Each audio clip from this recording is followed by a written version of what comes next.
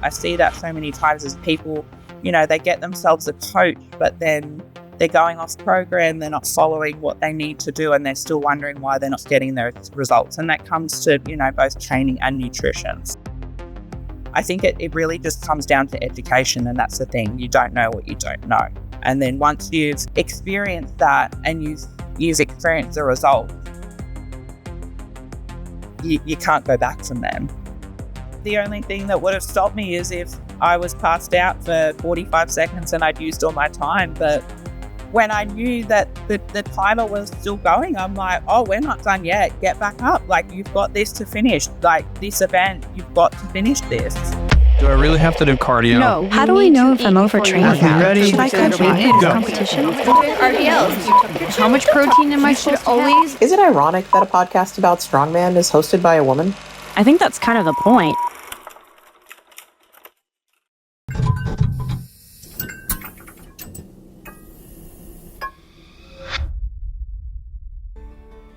This week's episode was brought to you by Strongman Institute and our newest sponsor, Strong IV. Strong IV is a nurse-led, athlete-focused hydration company with one goal: help every athlete compete at their best. Now, whether it's learning how to manage electrolytes during training cycles, getting strength back after a weight cut, which I have personally done, or giving your body the tools it needs to recover quickly between events. Recovery doesn't need to be complicated, but it should be consistent. Thank you, Strong IV, for your support. Everyone, highly recommend checking them out on Instagram. They have not only great tips on how to manage your hydration, but you can also see where they're going to be next. And if you're lucky, it'll be at your next competition. Welcome back to Lift and Load. This week, I had the opportunity to sit down with Australia's second strongest woman, Elly Latemore. Known for not only her world-class strength, but also her ability to be very real, very raw, and very honest about what it's like to be a woman in the strongman world. So this week, we're going to sit and talk about her journey.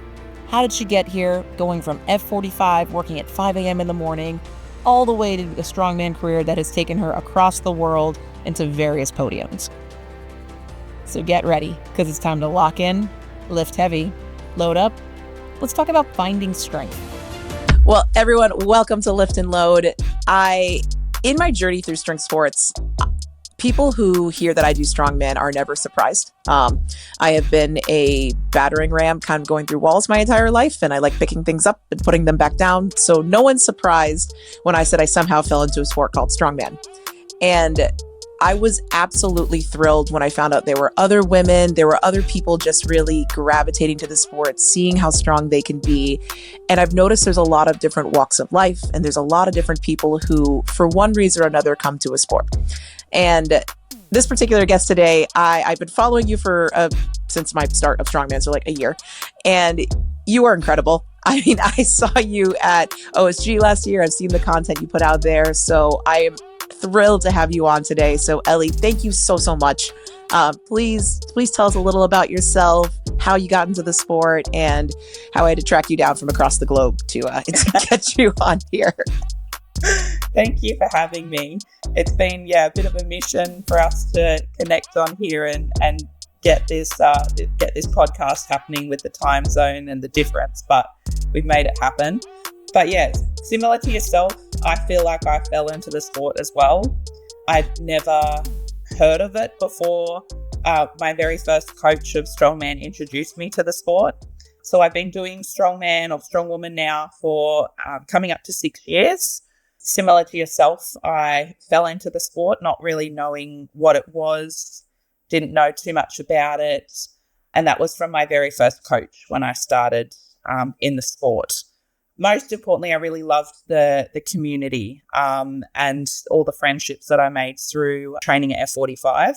I used to do the 5 a.m. sessions. You wouldn't catch me doing that anymore. I train in the evenings now, but that's where I sort of started. Prior to that, I'd never really been in a gym, and I trained at F45 for around maybe 3 years. And one of the trainers there mentioned that I should come along and try out his gym. He trained at a powerlifting gym. So I went along, and one of the coaches there saw me and he said, oh, you'd be really good at strongwoman. I actually had no idea what that was.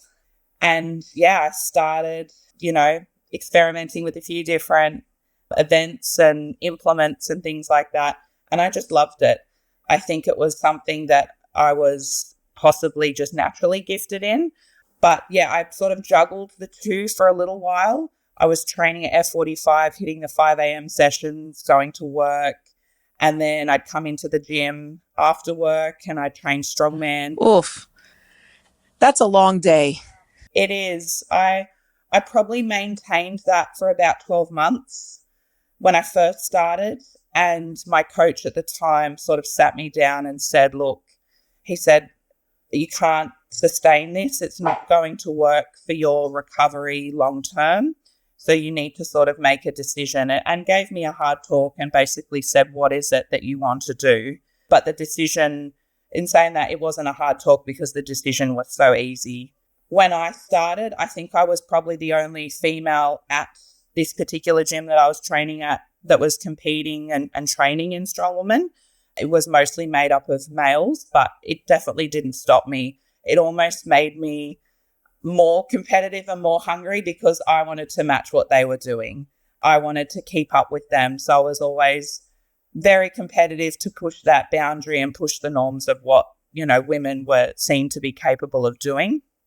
But yeah, after I think my first sort of 12 months in the sport, I'd competed at my first state level competition that qualified me for competing at Australia's Strongest Woman the following year, which just blew my mind to think that I'd qualified to compete at a national level after falling into this sport, not knowing, what I was capable of. And now I'm about 5 weeks out from going into my 4th year of competing at nationals. Never in a million years did I think I'd be competing at the world level. It's just one of those things. I was never a child that grew up playing sports. I'd sort of try something and move to something else. I was never very athletic or sport orientated growing up. So it still, surprises me at what I've been capable of doing, given that I never sort of grew up in an athletic background or anything like that. Here's the thing about strongman in general and strong women competitions. It's not new, but it's new, right? Like the popularity of it, the fact that gyms are popping up. This is something that I'm in my 30s and I never, if you had told me 10 years ago, this is what you'd be competing in, I'd have no idea. And I'm seeing younger generations and I'm seeing older generations. I'm seeing both ends of the spectrum get into this thing where you just throw bags and rocks around. And it's so cool, but it's not always people, like there's obviously going to be, if you were a competitive athlete, D1 athlete, if you were a sprinter, track star, whatever it is, you'll do great. I mean, you're an athlete, right? But it's the most everyday sport. It is the all functional movements. You don't have to be a superstar to become a superstar. And I think that you're a wonderful example of that. I'm so jealous that you're 6'2", or 6, by the way, because I am fighting. I'm convinced I'm 5'6.5". I'm pretty sure I'm 5'6" after being under the yoke a couple times. And so it's just really inconvenient. But there's so many body types too. So you're getting people at different ages, different athletic backgrounds, different body types, and they're falling into this sport. And that was why I was so excited to have someone like you on there, because you're very open on your social media and on your Instagram, and you've talked a lot, and I'd love for you to go into this about your own mental journey with this, seeing what your body can do and seeing yourself as, oh, hold on a second, I can be strong. What do you think stops people from getting to that point and not setting foot in the gym? Do you think it's because you got a good coach? You might have gotten lucky. What do you think can be that barrier from a mental perspective that people go, oh no, I can't do this? And how do you think we get around it? Because I'm trying to figure that out. Yeah. And to that point, like, my coach is great. So my coach, Max McCall, I've had for coming up to 3 years now, and he coaches me through my training, but also my nutrition as well. So I really wanted that holistic approach, because to me, they go hand in hand. You can go to the gym, you can train, you can follow a program, but if you're not putting the best quality food, nutrition into your body, then you're not going to get the most out of your training. You're not going to recover. So for me, it was a no-brainer. I needed that holistic approach. I needed one person who understood me, very deeply, not just the way that I respond to training, but also like my psychology. And I think it's, he understands me now. Sometimes I don't even need to tell him what's going on and he gets it. So he's helped me a lot when it's come to appreciating what my body can do. He's helped me definitely get into a healthier, healthier way, healthier shape, healthier body weight. But he's also taught me that it's not so much about the number on the scales. So to put it into perspective, when I started with Max, I think I was about 117, 115 kilos at 6 foot. So I definitely wasn't a healthy body weight. I was carrying more body fat than I needed to, but he was able to put me on a plan. He actually increased the calories that I was eating. So I was always, while I was training at F45 and sort of first started my strongman journey, I was only eating about 1,500 calories a day. And I didn't At have that. 6 foot? Yeah. You were starving. I didn't have that education, and that's the thing. What you don't know, you don't know. So I didn't realize that, and it sounds so silly even now when I say it out loud, but I didn't realize that I wasn't adequately fueling myself. So I'm burning the candle at both ends. I'm training at 5 a.m. I'm training at 6 p.m. on 1,500 calories, and I'm not giving my body the fuel that it needs to train. So we started at that point, and he basically slowly increased my calorie intake, mostly focusing on high protein.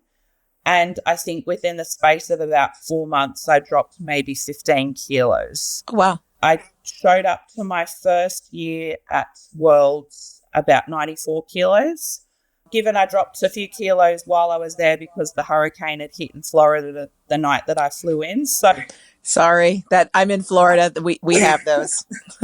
Great for people who compete in a weight division, but when you compete in open women and you're trying to be, like you're not limited to body weight, it wasn't ideal for me. But yeah, within a space of about 6 or 8 months, I'd dropped, I think, around 20, 21 kilos. But since then, I've slowly built back up. So now I'm eating around 3,200 a day, and that's sort of in a deficit. So this competition that I'm going into at the moment, I don't necessarily need to be bigger.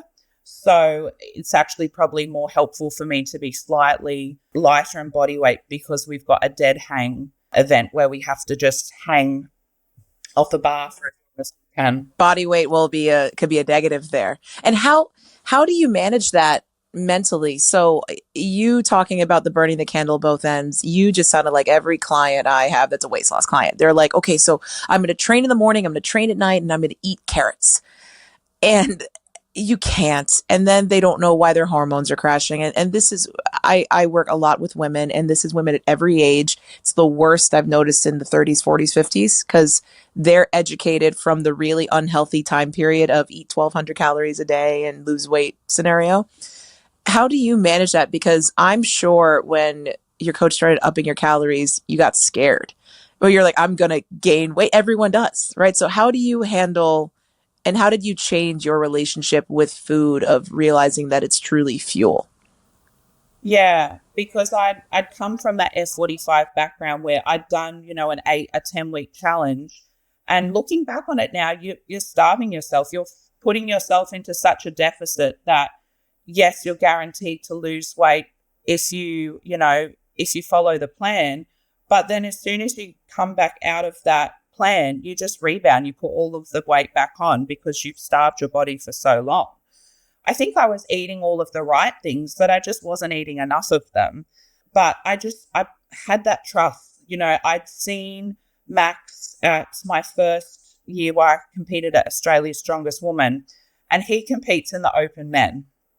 And I'm looking at this guy, and I'm like, he's competing in open men, but he's got, abs. So he's doing something right. He knows, what he's doing. He knows how to eat to fuel himself, but not just eat, senseless and whatever he can find. So he had that education around what our bodies need, how to fuel ourselves adequately for the training that we do, because it's very fatiguing and it's, something that I didn't have the education around. So I just trusted him. I just went all in, and I knew that I had to be honest in the process.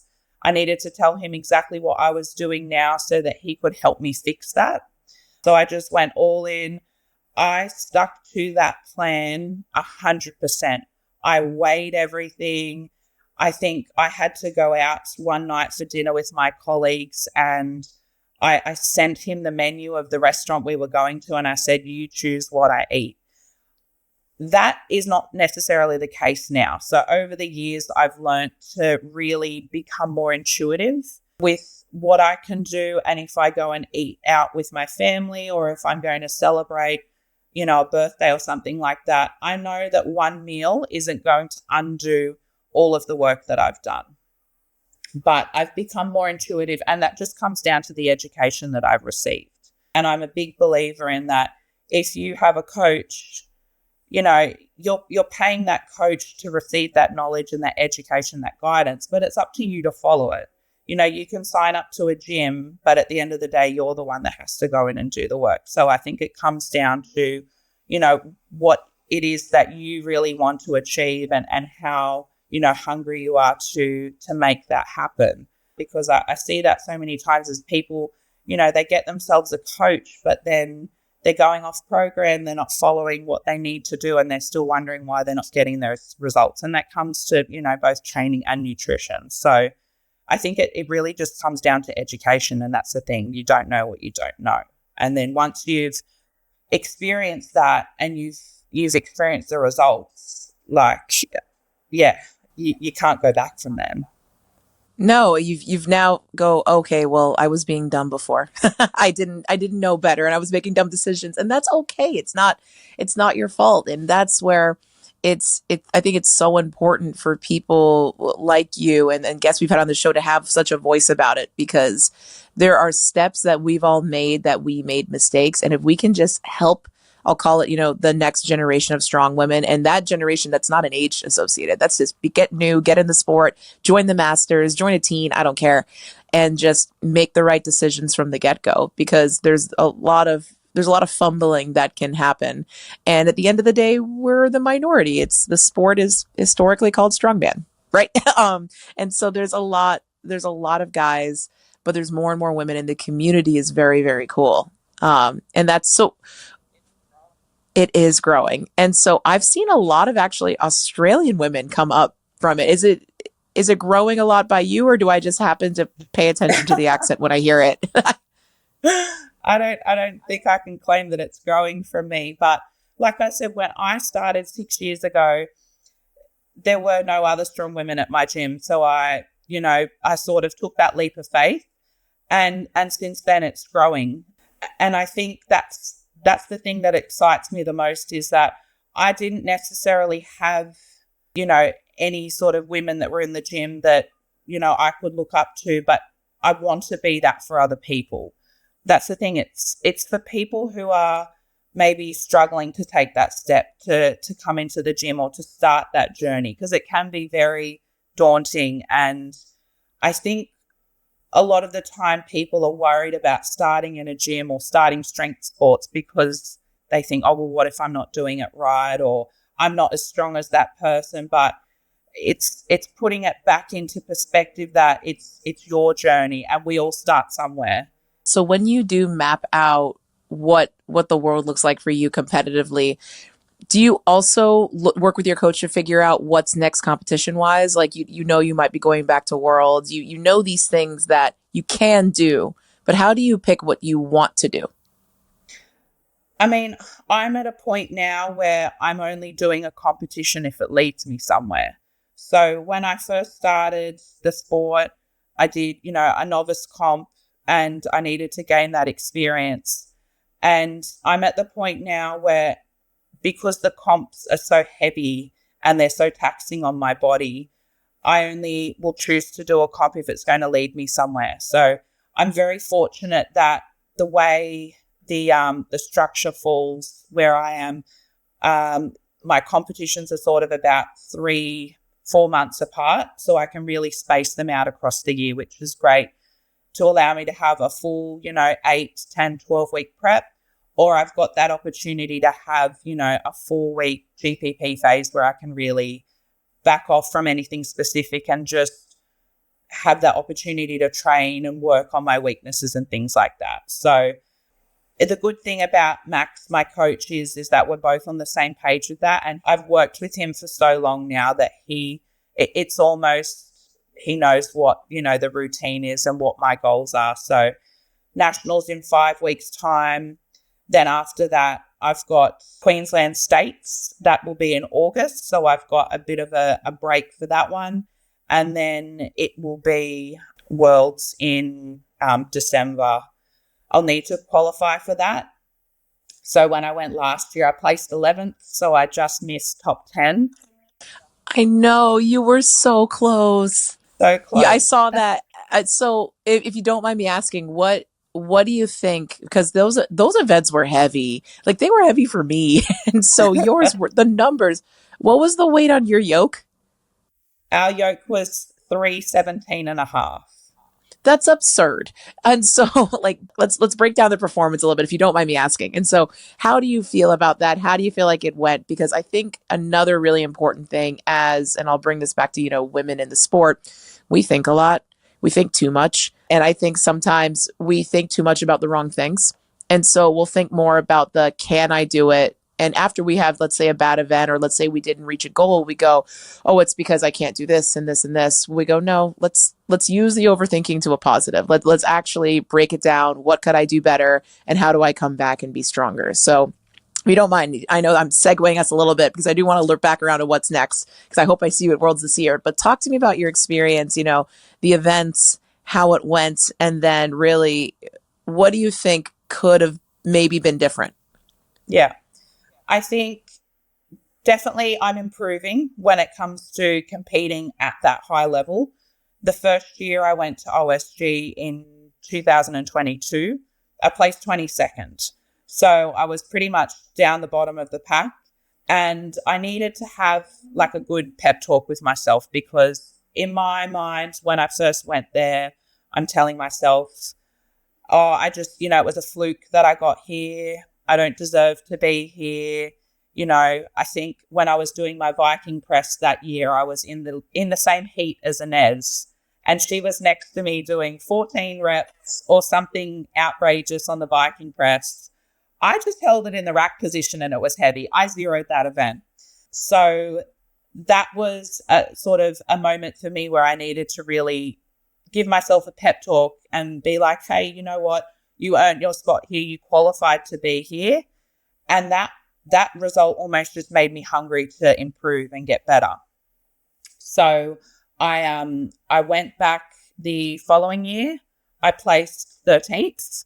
So I'd improved. I still zeroed overhead. So there's a bit of a pattern here. And then I went back last year. And my best performance, I placed 11th. So I think as you're getting closer to, the top of the pack, it gets harder to get your way in there. It gets more competitive. But I zeroed my overhead again.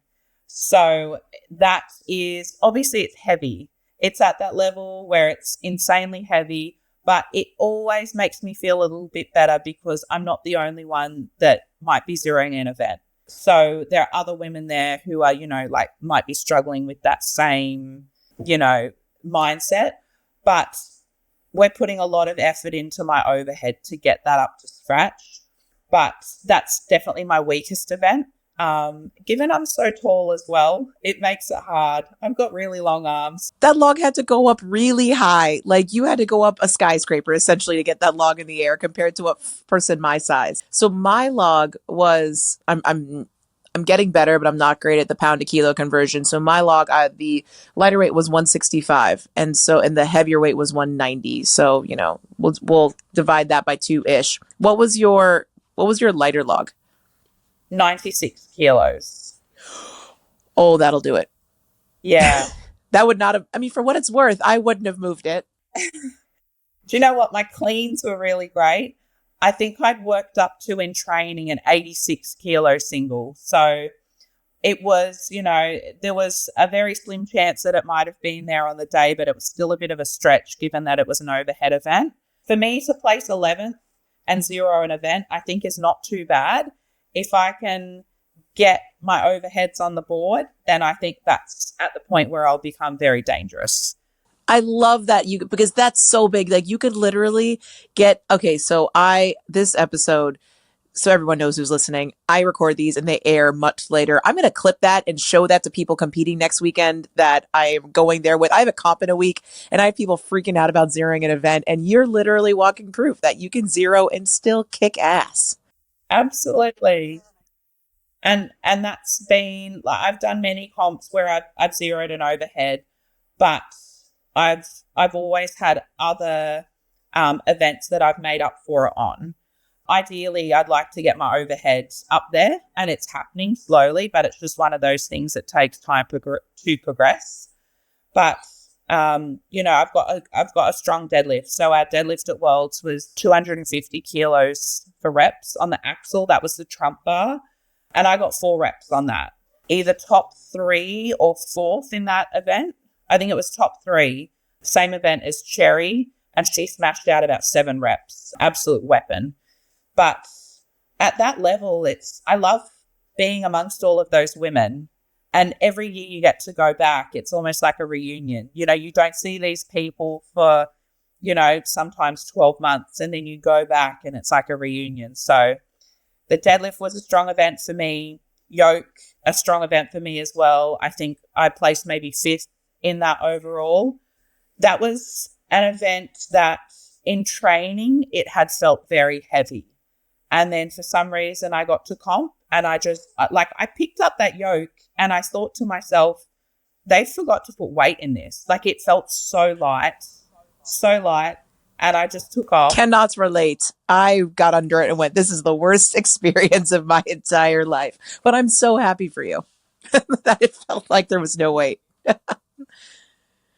No, that's a really cool event for it, for sure. Yeah. And I, Evan Singleton was there. He was the one that opened my car door and I got to step in and adjusted my yoke height. So I thought that was pretty cool. I got a few fist bumps off him. And the sandbag, that was an event that I should have done really well in. I'm really good at moving events. I'm tall, I'm athletic, but unfortunately I passed out with the 100-kilo sandbag. Actually passed out? Actually passed out. Oh. So I picked the 100, I've got it, I'm running with it, and then I suddenly feel myself like something's not right, and I started to slow down and I just fell, passed out, came to, and I could hear things before I could see anything. And all I could hear was the buzz of the audience. I could still hear, Aaron West commentating. I could hear the timer and I'm like, it's still going. I need to get up. And I just jumped back up, grabbed the sandbag and kept going.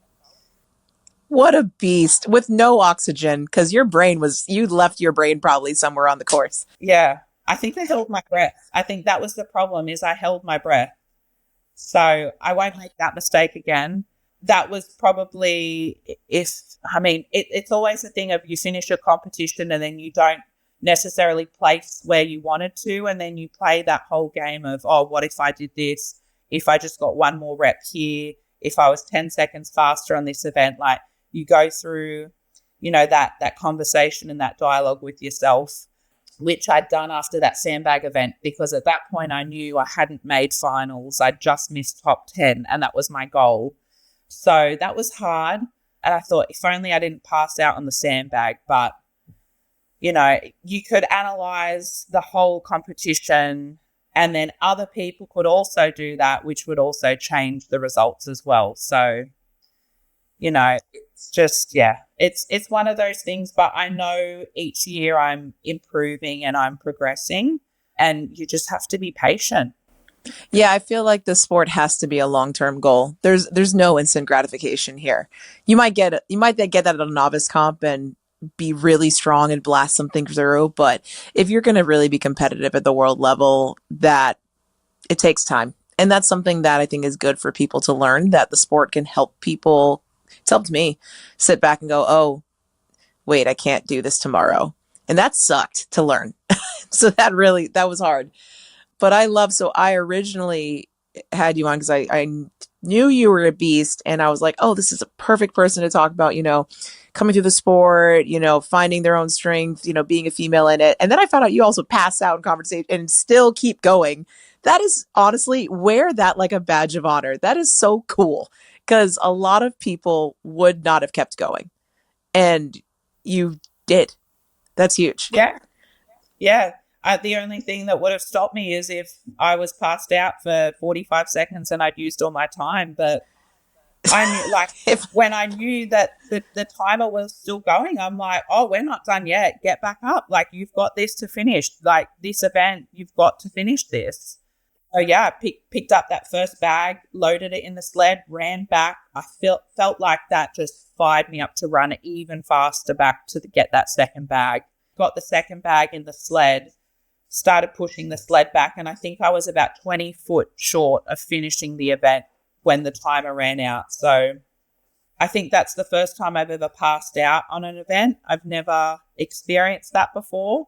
Do you know what? That competition was actually one of lots of people passing out that wrecking ball holes, watching people just go to the absolute limit, people passing out on the log press, on the deadlift, yeah, you could make a montage of it all. I think OSG might have.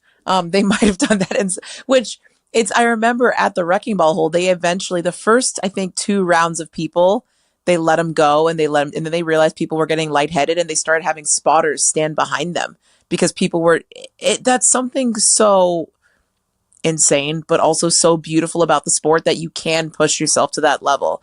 So you have to be a little mental sometimes. So this might be a bad advertisement for strongman, but there's something to be said about you can push yourself to truly see what you're made of in a actually fairly safe environment to do that, right? And you do it on the world level, and you do it with the support of incredible athletes and people who are all on their own paths to getting to what their version of greatness is. And so that's pretty cool. And you got to travel for it. You got to go to, beautiful Madison, Wisconsin in December from Australia. So I was excited because it was summer here at the time, and went over there, and I think maybe the second or third night I was in Madison, it started snowing, and that was so magical to see that. But I love that every year I've done OSG, it's been in a different state. So I've got to, travel. Before that, I'd never been to America before. So each time I get to go to a different state, I'm so excited to see where it is this year. Lynn hasn't announced it yet, so we'll see. I'm secretly hoping for Texas. I think that would be really cool. Honestly, Texas is pretty cool. I hope you're right on that one, because Texas is a cool state. And there's a lot of strength sports over there. So there's a few states in the states that are really just trying to become strength sport hubs, and Texas is one of them.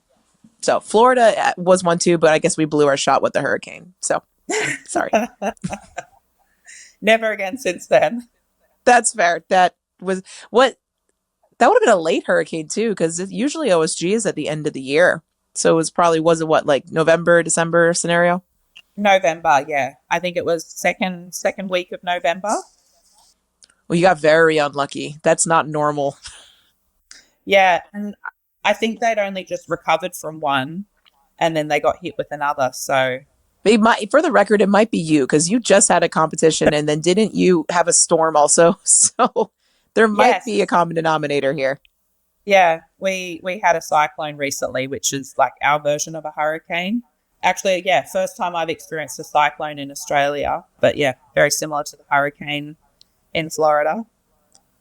Well, here's to hoping that there are no catastrophic storms at OSG, and then we we can have good weather for this upcoming year for it. So earlier, I cut you off because I wanted to go on the tangent about this past OSG. Before we wrap it up today, you were telling us about what's next for you. So the next few comps, you're looking at Queensland. Then do you have anything else in between that in OSG, or what do you think? So depending on my performance at Nationals in 5 weeks. So at our Nationals, first place, there is an invitation for OSG on the line. My goal is, to win. I want that title as well, Australia's Strongest Woman. So that's in 5 weeks' time. So I may qualify for OSG based off that. Otherwise, I've got Queensland States in August. That will re-qualify me for Australia's Strongest Woman next year. And then if I need to qualify for OSG, I'll probably do the online qualifier again. That's worked really well for me. I've done that every year the past 3 years, and it's worked well for me. And then, all going well, OSG in November or December when they happen to have it. And that'll be me for the year. So 3 competitions, but they all add up very quickly. My next one at Australia's Strongest Woman is 8 events across 2 days. So it's a big comp. We've got a max monster dumbbell. We've got the dead hang for time. We've got a safe carry. So a bit like a Husafel, but it's a safe. Going to be interesting. I think that's just for distance. It's about 100 kilos. We've got a lever deadlift for reps, but I think what it is like a mine cart, like a wagon wheel that they're going to have people standing in. So it's like a human deadlift. We've got a sandbag to shoulder medley and power stairs. That's an event I've never had at a competition before, so I'm really excited for power stairs. Those look fun. Yeah. And then the last event is a stone series, which is always a favorite of mine. Love a stone. So I think that's 110 through to 150 kilos, which should be easy work for me. Yeah, it must be nice again. Well, you've also, let's talk about the anatomy of it too. There's different events lend well to different people, and I feel like the same long arms that make overhead press hard for you probably make stones fun. Absolutely. Yeah, as much as I complain about having an awful overhead, being long-limbed person, it's great for my deadlifts, my stone, carrying events, moving events, basically anything but an overhead. So I definitely, use that to my advantage for sure. And I think for power stairs as well, it's going to be good as well. Oh, that'll be fun. And will that be live streamed? Do you know?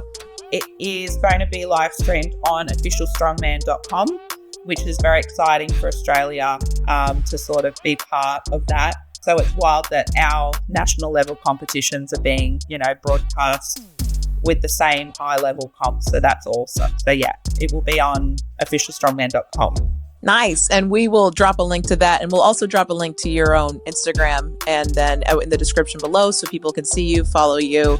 I either laugh or smile whenever I see any of your posts. So you put out some really wonderful content. I really enjoyed you squatting your friends the other day. That was cool.